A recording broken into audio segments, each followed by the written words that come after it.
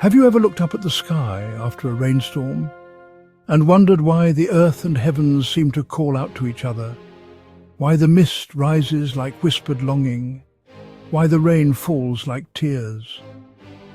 Ah, my friends, this is no accident. This is an old love story, one that shaped the world itself. Before there was land to walk on, before the stars found their places in the sky, there were Rangi, the Sky Father, and Papa, the Earth Mother. They were bound so tightly together that not even the smallest breath of wind could slip between them.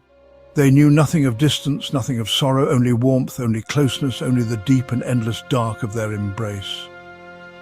But love, no matter how strong, does not always mean stillness. Their children lay trapped between them, yearning for space, for air, for light. And so, the time of parting came.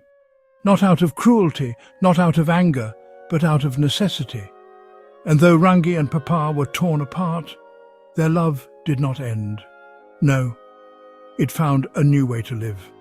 You can see it still, in the falling rain, in the rising mist, in the way the earth forever reaches for the sky. Come, listen well, and I will tell you how it all began.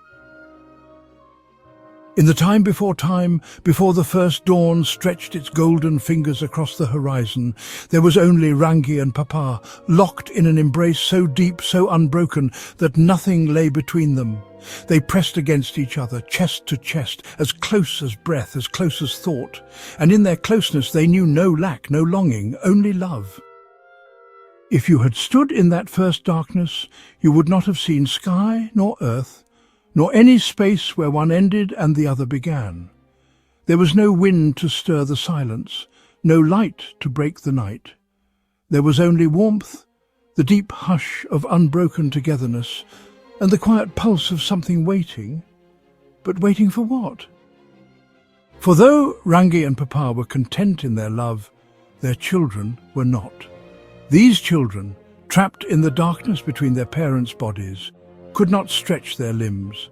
They could not see, could not know the fullness of what they might become. To Rangi and Papa, their closeness was perfect unity, but to their children it was a prison. And so the children whispered among themselves, "Is this all there is? Must we remain bound in this darkness forever?"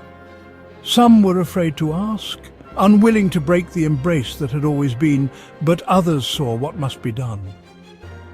They did not act out of cruelty nor out of rebellion. They acted because to grow, to breathe, to be, they needed space. And so the time of parting came. At first, the children tried gently to push their parents apart. They pressed their hands against Rangi's chest, tried to roll Papa away, but their love was strong, their embrace unyielding.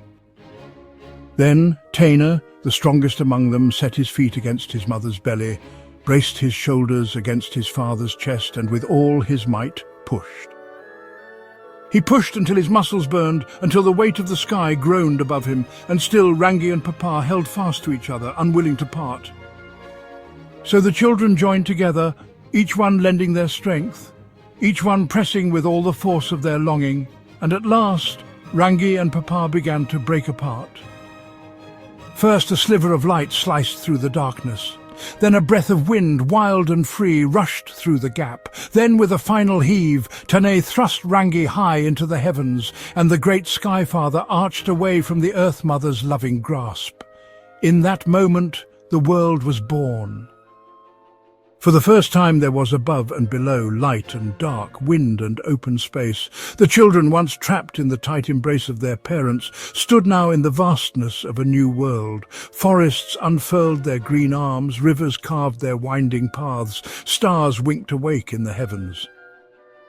But though the world flourished, though the children rejoiced in their newfound freedom, the breaking of that first embrace was not without sorrow. Rangi wept. Tears poured from the sky, running in rivers down his vast body, falling to the earth below. He had lost his love, his dearest one, the closeness he had always known. And Papa sighed, her breath rising in mist, reaching upward, longing for the husband she could no longer touch. The children had made the world, yes, but in doing so, they had also made the first grief. Now, you might think that Rangi and Papa, once parted, would be lost to each other forever, that their love, broken by necessity, would wither and fade. But love, true love, is not so easily undone. Though Rangi hangs high above, though Papa lies below, they are never truly apart. Their love moves now, flowing through the world in ways unseen but deeply felt. When Rangi weeps, his tears fall as rain, soaking into Papa's waiting embrace, feeding the rivers, giving life to all who walk upon her. And when Papa sighs, her breath rises as mist, curling up toward the sky, reaching, always reaching, for her lost beloved. The trees, too, hold their story. They stretch upward, their branches lifting toward Rangi, their roots digging deep into Papa's heart. They are the children of both standing between them, whispering the tale of their endless love.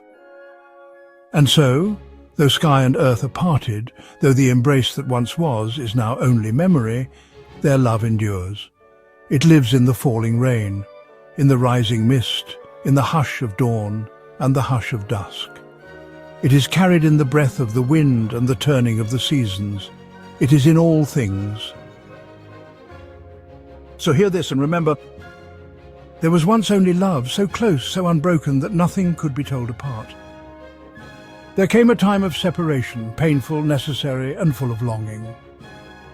But love, once formed, is never truly lost. It transforms, it moves, it finds new ways to endure.